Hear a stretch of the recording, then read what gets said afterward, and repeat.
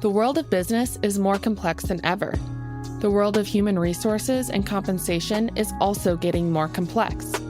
Welcome to the HR Data Labs podcast, your direct source for the latest trends from experts inside and outside the world of human resources. Listen as we explore the impact that compensation strategy, data, and people analytics can have on your organization. This podcast is sponsored by Salary.com, your source for data, technology, and consulting for compensation and beyond. Now, here are your hosts, David Turetsky and Dwight Brown. Hello and welcome to the HR Data Labs podcast. I'm your host, David Turetsky, alongside co-host, best friend, genius, partner in crime, lots of different adjectives, my friend from Salary.com, Dwight Brown. I was looking around to see who you were talking about there. When I lost you, best friend? Wait, what? Yeah. Well, when I heard genius, I'm like, yeah, got to be talking about the guy behind me. Did I say brilliant? We're going to have to go back to the transcript on that one. Yeah, exactly. We may have to re-record this. But we do have a genius with us because in the world of ADP, there are very smart people. This person stands head and shoulders above most of those other folks that work at ADP. And I know this because other people have told me this too. And I've had a chance to hear this person speak at conferences and on webinars. And this person exudes brilliance. I'm talking about none other than Kasara Weinrich. Kasara, how are you? I'm wonderful, especially, I've peaked. It's early in the day to have peaked, but thank you. It's awesome. Well, come on. When you look at the body of work, from what I've seen from what you've done at ADP, I think I've downplayed it a little bit. No way. I think ADP has given me a beautiful opportunity to mix ambition and determination with a lot of right place, right time. There's a lot of open doors here, and I've had a lot of opportunities to walk through the right ones. So I'm a lucky. Well, why don't you tell us about those doors? Tell us about what you're doing at ADP and tell us a little bit about you. Right now, I have a very awesome opportunity to be working under worldwide commercial operations in designing and developing AI and generative AI-driven technologies for our entire sales force. Wow. And so outside of designing and creating that and working, of course, cross-functionally with so many brilliant people, I am also able to take all of these passions and speak to the market about them. That's so cool. You're literally on the leading/bleeding edge within a technology company that prides itself on being on the leading edge. It's true. And by the way, I'm not a shareholder anymore, so I'm allowed to talk about it. Okay, but one thing we ask all of our guests, Kasara, what's one fun thing that no one knows about you? I guess I would say, and this ties back directly to the fact that I am able to speak publicly now. So early on, I was born with very limited hearing, and I started speaking incredibly young, which much to my, parents' dismay, I haven't stopped since. But for the first 13 years of my life, I had a lisp that was like this. So it was, and my name is Kasara. My name has an S in it. So that was, almost a cruel turn of fate. But so for the first 13 years of my life, I had a very difficult lisp and speaking impediment. And now I get up on stages and I speak and I hear people talk about how my voice is soothing. And it's just, it makes me giggle to think of how I started. Well, I'm very happy to hear that because I think a lot of us have come from places where we've overcome those kind of issues. I wouldn't call them necessarily, I'd call them challenges because they are. And a lot of us overcome them. In fact, lately, Dwight and I have been talking to people that have talked about us overcoming some of the things from our past too. And they've gotten really emotional. Yeah. Yeah, we don't want to go too far down that road. Yeah, we're going to need tissues again. Right, exactly. But one of the things that we love talking about here on the program is that everybody's human and we all have our foibles and we all overcome. And it's wonderful to know that such an amazing person like yourself with what you've accomplished have been able to do that with that as one of your challenges. And again, you're one of their best public speakers. And you've definitely done a great job of overcoming something like that. So kudos to you. It's wonderful. Thank you so much. And yeah, no one really knows that about me, with the exception of the people who knew me at 13 and earlier. So Well, now the people who listen, hopefully all the people in the world Yes. will hear everyone. and they'll appreciate even more so now that when they see you speak that it's not there. Thank you. So the topic for today is going to be one that has graced this podcast quite often, which is Gen AI. But we're going to be talking about a really fascinating look at Gen AI through the lens of anthropology and looking at how it affects the world of work.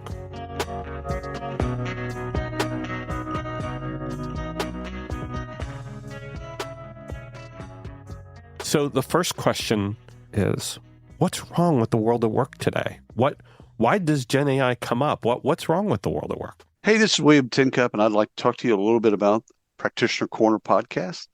It's a wonderful podcast about the journey, the paths of how practitioners, both HR and TA, kind of go from high school, college, all the way to where they are right now. Some of the things that they've learned, how they've been successful, people that thrive around them, etc. It's a fun podcast. You'll love it. You'll learn from it.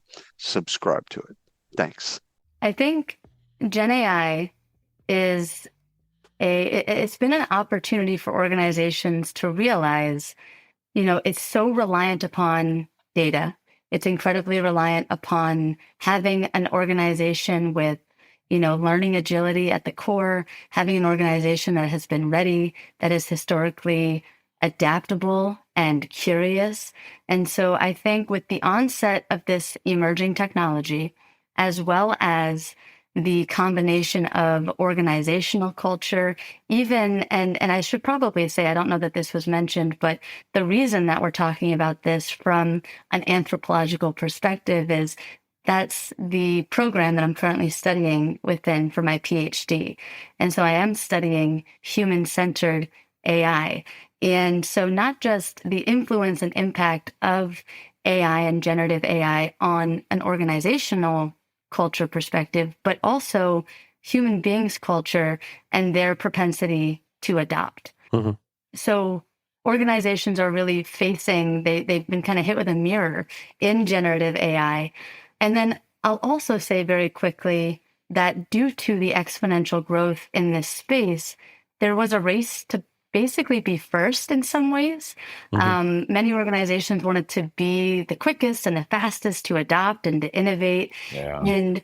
And so now we're seeing that, I like to call those folks minimal risk adopters, the ones who are like, we stood up a closed instance of this GPT platform. So we did it, we innovated, and they didn't actually have a good understanding of the broader benefits and applications. And so we're seeing a lot of these projects failing, and it's because of that.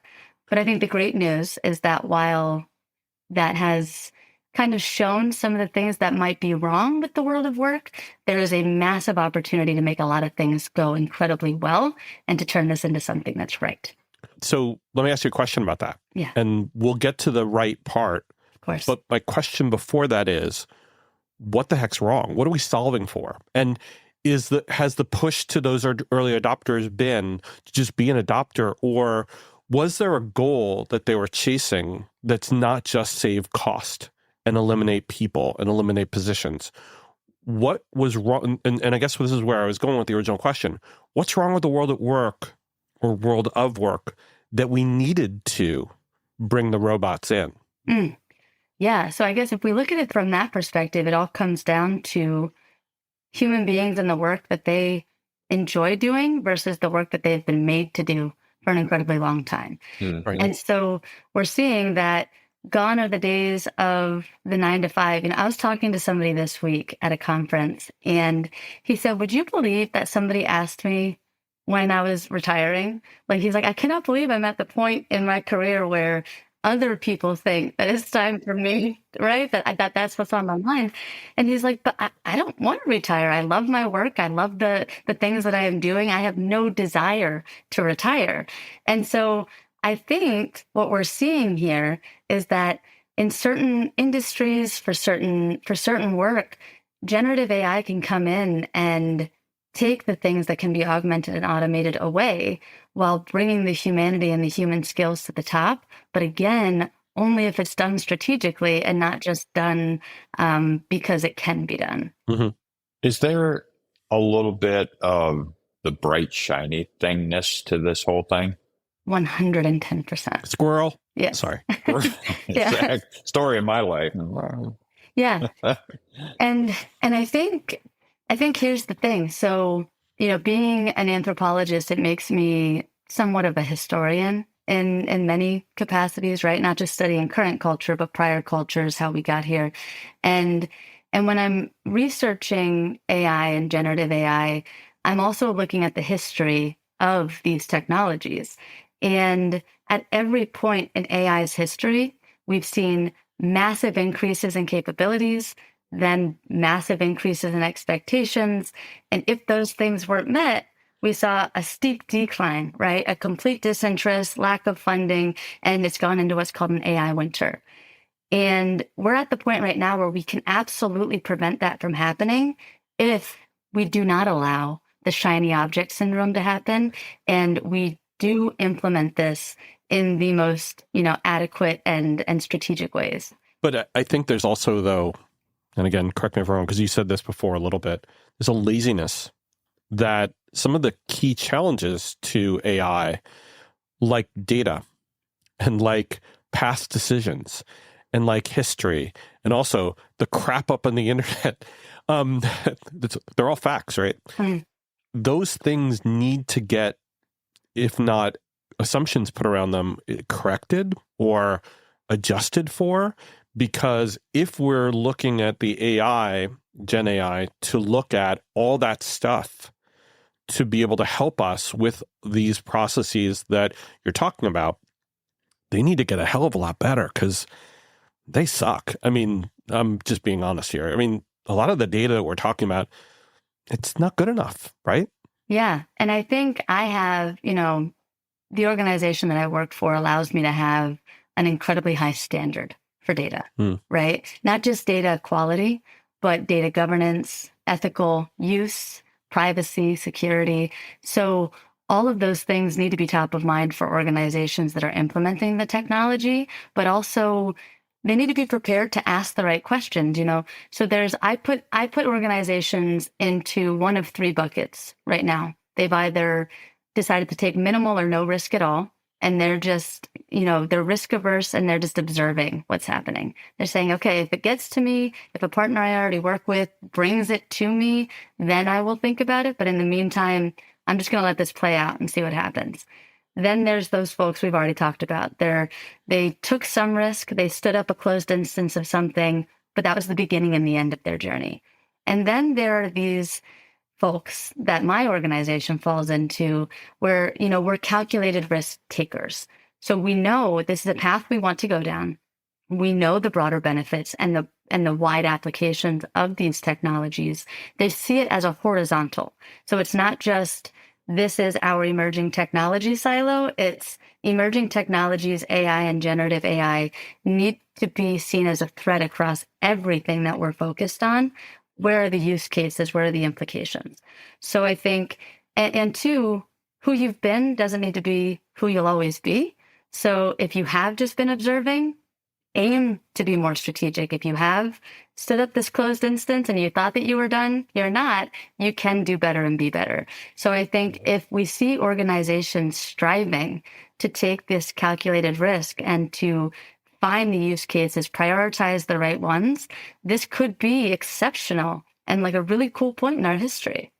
So when you look at the history of AI, you talk about the AI winners that have happened along the way. And I think a lot of times when people think of AI, they think it's a brand new kind of thing.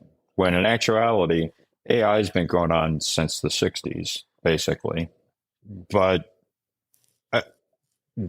is the fact that this is the first time that it's really been put in the hands of end users, is that having a different impact? And let me give you a little context of why I asked that. I think of, for a while, the buzzword was machine learning. Everything was machine learning, blah, blah, blah. And then it was all about data science. And, everybody wanted to be a data scientist, and everything was data science. That was the buzzword. Now we're at AI, which actually machine learning, data science is all a component of that. But it's back when it was data science, not everybody could do it. You had to have specialized learning. You had to have specialized knowledge. You had to be able to program and code and all that kind of stuff. Where now this is in the hands of end users and they're able to do something impactful with it. How has that really influenced where this sits at this moment in history and that impact on the world of work and what's wrong with the world of work? Dwight, that's such a powerful question and perspective. And I think depending on your organization, it's seen in one of two ways. So for organizations that are incredibly risk averse, having this type of tool in the hands of the end user or their employees and associates can be correlated to a very high risk, right? So while they might be more productive, they might, be able to use this tool to accomplish more, there's still a lot of risk involved with these emerging technologies.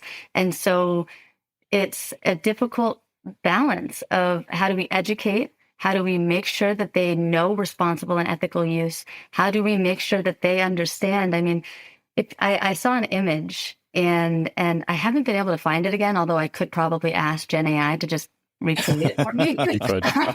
But I saw an image where it's a bunch of people walking and they're on their cell phones and they're, doing this thing. And then there's two robots, like kind of knelt by a bench with, a coloring sheet and they're coloring. So what that image said to me is, are we giving the technology too many of the tasks that actually make us feel good? Or we're allowing it to create now, we're allowing it to write and to create images and to create videos, right? Yeah. So are we actually giving away the things that do bring us joy and that make us feel a sense of ownership over content and creativity?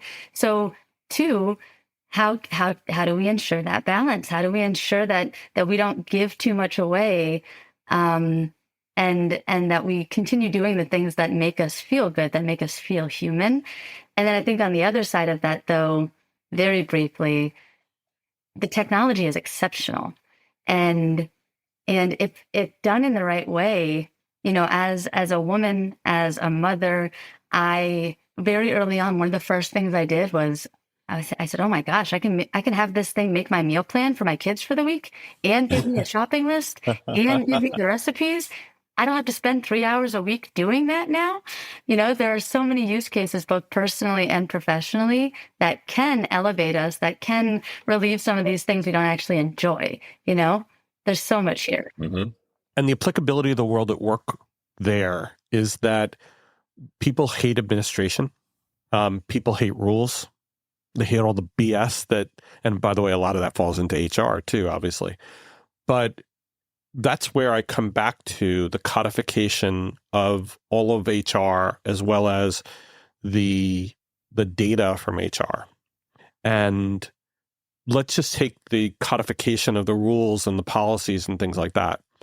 There will be instances where we may be able to give the AI overlords the ability to make these, if not recommendations, decisions on, yes, we can make that promotion, or yes, we can do that increase.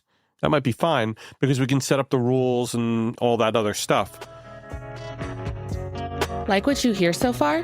Make sure you never miss a show by clicking subscribe. This podcast is made possible by Salary.com. Now, back to the show. The question, I think, goes back to one of your earlier points about closed systems versus open systems. None of this data can ever get out, right? So it's got to be a closed system. And I guess where I'm going with this is there's a lot of nuances to the technologies we're not talking about, which makes it very complicated.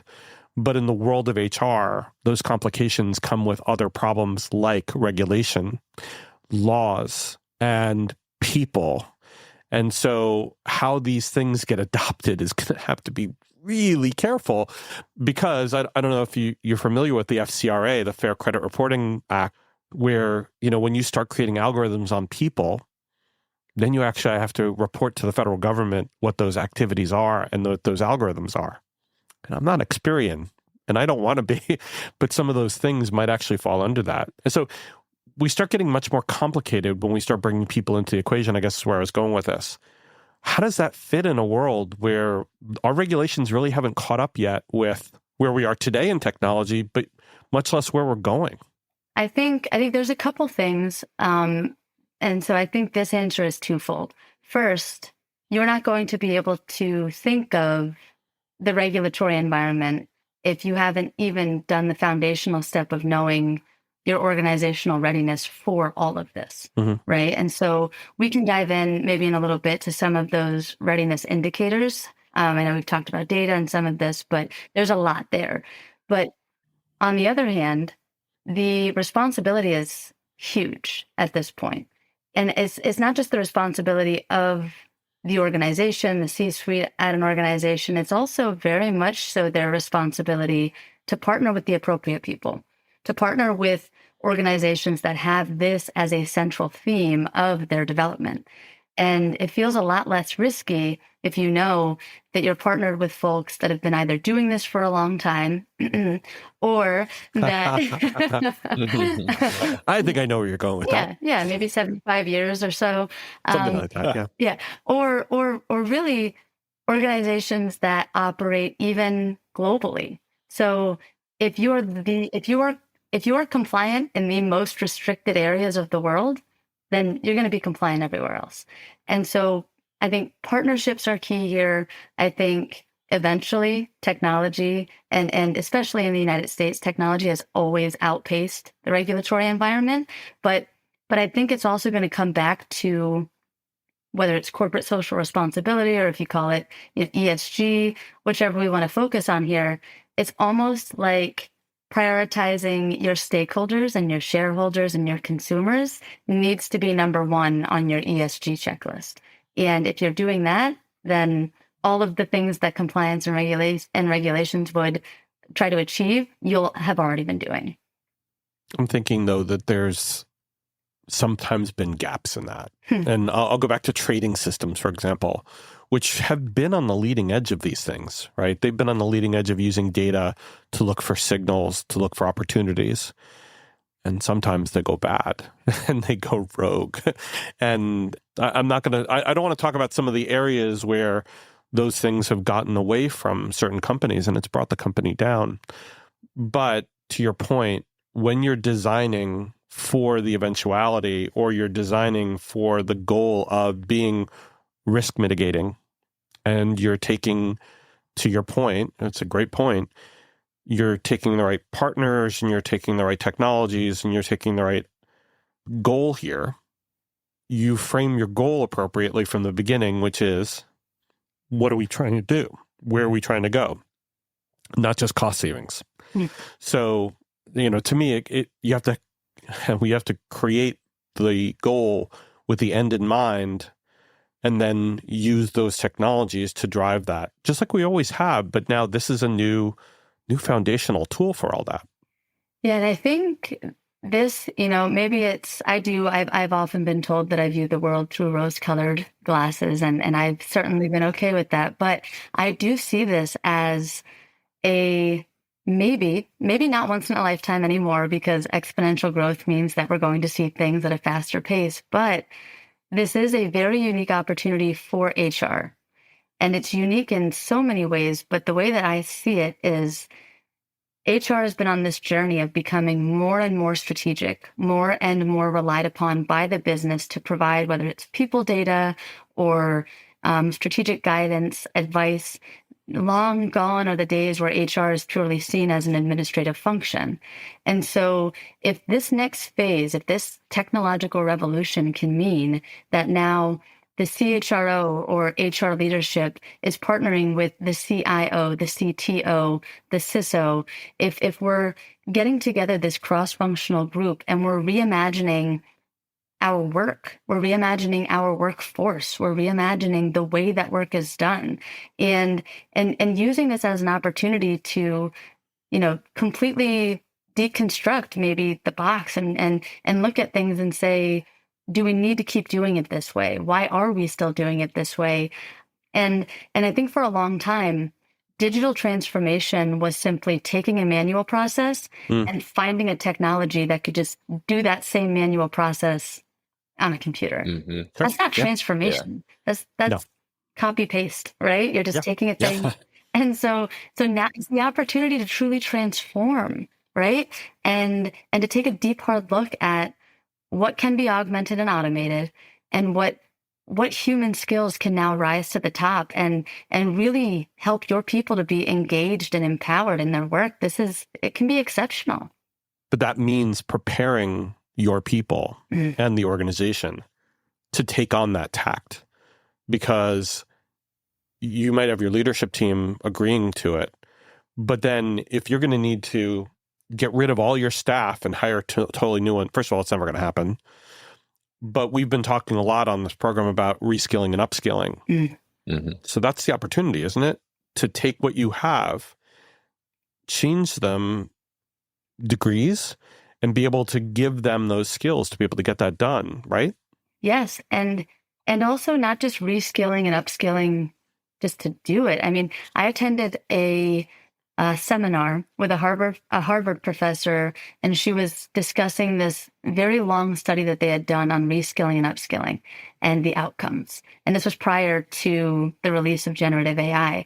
But she was discussing, who was upskilled, why, and at the end, I asked her, I said, did the organization sit down prior to the reskilling and upskilling initiatives and identify exactly which skills they would need, why they were upskilling and reskilling in certain areas? And she said it wasn't at all strategic. It was many of the individuals in the study were simply looking at low skilled on their Excel file and saying, okay, we need to make them a little bit more skilled. And maybe it was soft skills or computer skills, tech skills, but they just kind of threw darts at the wall to determine what those skills should be. And so I think, yes, reskilling, upskilling 100%, but along with your strategy. And the thing that I was so lucky to be able to speak on prior to the release of all of this technology was data literacy. And it's one of those skills that often is reserved for a data team or for analysts, or now in some cases leadership, but it's not often brought all the way down through every layer of the organization. And that's one of those things that will be critical moving forward. Having a data literate organization, evaluating your employees, determining their ability to use, read, work with data, right? Make decisions with it. And that's just one of many indicators on org readiness for this next, phase of our history. Hey, are you listening to this and thinking to yourself, man, I wish I could talk to David about this? Well, you're in luck. We have a special offer for listeners of the HR Data Labs podcast, a free half-hour call with me about any of the topics we cover on the podcast or whatever is on your mind. Go to salary.com/HRDL consulting to schedule your free 30-minute call today. So that kind of sets us up so how does the organization get ready? Does it mean that we now need to create the right job architecture and job descriptions with skills that talk to data literacy? Does it mean we need to start assessing people? Where do we go? What do we do? How do we take the next steps to get there? So I think there are plenty of different frameworks around readiness, but from my perspective, what I've seen over and over and over again in the market and in conversations has been, yes, data literacy is something that can be measured and can be trained. So that's a beautiful thing. And it's a really great place to start. And I think a lot of these things, they do need to run parallel. So, having employees and leaders that understand data, that have access to the appropriate data and that know how to work with it. That is one function. But then even doing an analysis of your tech infrastructure. Do you have the foundation required to support these tools and systems? Do you have a data taxonomy in place? Do you know where all of your data lives? Is it in a bunch of different systems that don't speak to each other. Do a deep analysis and get some insights as to what your tech infrastructure looks like organization wide. And then I would also say, kind of in three parts, but all kind of pointing back to the same outcome, would be cultural adaptability. I wouldn't be the resident anthropologist in this conversation if I didn't point back to this. Right. So just their ability to adapt to and to really embrace change. Is your culture ready? Is it supported? And again, something as simple as, do you operate in Silicon Valley, where they're used to innovation and risk and the cycle of try, iterate, fail, right? Or are you operating globally, where you might have a team in Asia that is prioritizing harmony and hierarchy in some instances, and the implementation of this technology could be far too disruptive for them to have the desire to adopt? Do you have those insights? It's another thing that you can measure and look at and assess. And then finally would be leadership support and employee engagement. So leaders are the ones that are going to drive the perceptions of these emerging technologies. Is the perception fear-based, that it's going to steal your job? Yep. Or is the perception excitement and the desire to try, and curiosity and learning agility, right? Your leaders are the ones that are driving that. So do they have a clear understanding of your outcomes and your plan? And then in turn, are your employees ready for it, right? Beyond just data literacy, they need to be bought in to these initiatives. And a lot of times they're the last group to not only be bought into it, but also to really just fundamentally understand it exists. And we've even seen where projects have been rolled out, 100% done, communicated, to all the leadership team, and then they start talking to their employees, and the employees go, wait a minute, what? Where did this come from? So yeah, so your point is, don't make it an afterthought to talk to employees, bring them in early. Yeah, get a cross-functional group of stakeholders. Or sometimes it's the other way around. The employees end up knowing more about the technology than what the leaders do. And you kind of end up with this backwards cycle of how to roll it out, implement it. Leaders are going one way, the employees are looking at it going, what are you guys thinking? This is not even, you have no clue what this technology is and what it does. And it probably depends on the organization, which of those scenarios plays out. Yeah, and back to your very first question about what's wrong with the world of work, there's often a deep misalignment between senior leadership's view on what the problem is versus the employee's knowledge of what the problem is. Right. And so if you're sourcing use cases and you go to your employees and you first educate them on, if they don't already know what this tech is and what it does and how it works, then saying, okay, in your function, how could this technology be used to improve the world of work for you? They're going to have the very best use cases and a prioritization of what can completely change their function versus what might have, minuscule impacts and effects. And so, yes, that early buy-in and going to them first could be immensely impactful. As long as the culture is about trust and not about, hey, our goal is to cut costs. We're going to talk to you about what you do in your job. Yeah. Will you give us use cases? No, there are no use cases. Yeah, tell us what you do. You want to document everything you do. Give us a task-by-task list of everything. Yeah. Everything here is manual. It can't be changed. Humans need to be involved in every decision. Yeah. You can't automate to this. be seen here. Just keep right on moving. Keep on going. Yeah. Actually, I think that guy down there, he's in a job that we can definitely outsource to robots. But I think self-preservation is going to be deep in this because people have watched too many freaking movies where they go, look at the Cylons. Look what they did. Sorry, Battlestar Galactica. No, but seriously, they're going to be like, the robots are going to just keep taking over if we bring them in, unless they're educated. Look, we all, I'm sorry, I shouldn't say we all. I lived in a world where there weren't computers at work. Then there were, and people were fearful for their jobs.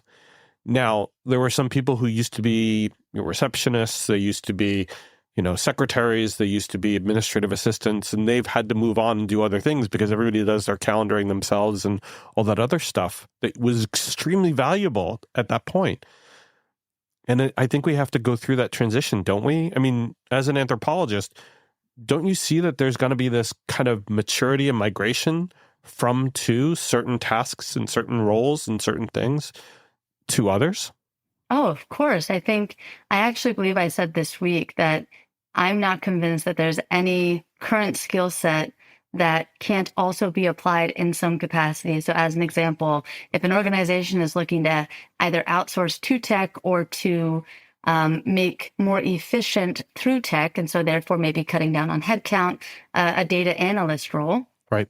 The skills and the functions of a data analyst, they're not just specific to doing data analyzing. You can then move that person into data governance. You can move that person into being a key component or a consultant for partner and vendor relationships when it comes to these technologies. If they have a deep understanding of the data, oh, and by the way, data is the gold, right? That's the thing that's fueling all of this. So yes, I think there's going to be a lot of fear potentially, but it is really up to the organization to mitigate that and then to be very transparent in their plans and take on the learning and development. I think, ADP Research Institute recently released some of this sentiment, right?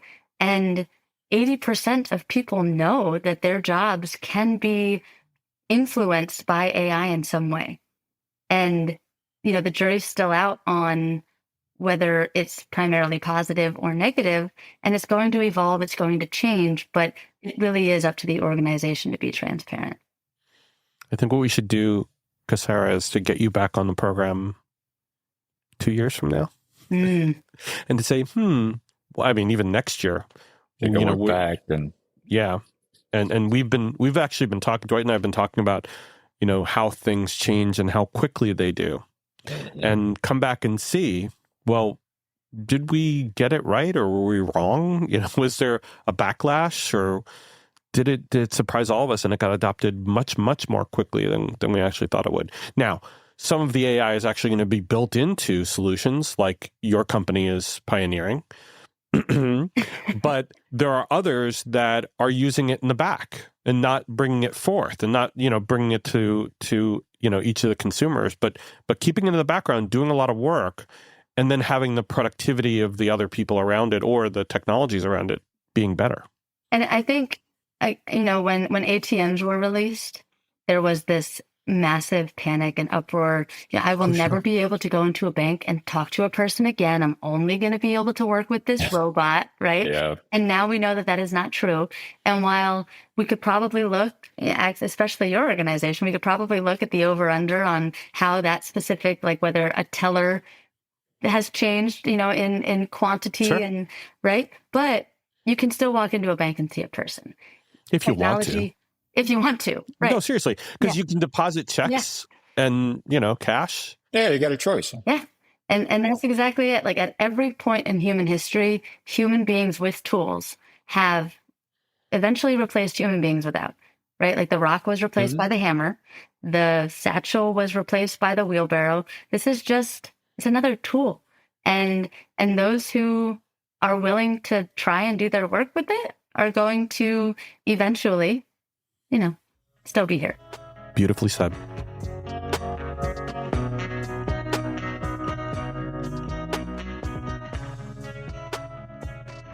And I think we'll leave it at that because, as I said, I think what we should do next time we have you on is to see where did this go and how fast was it adopted. So I would love that. Kasara, thank you. We appreciate it. Thank you both so much. Thank you for the time and for the conversation. This was wonderful. My pleasure. Dwight, thank you.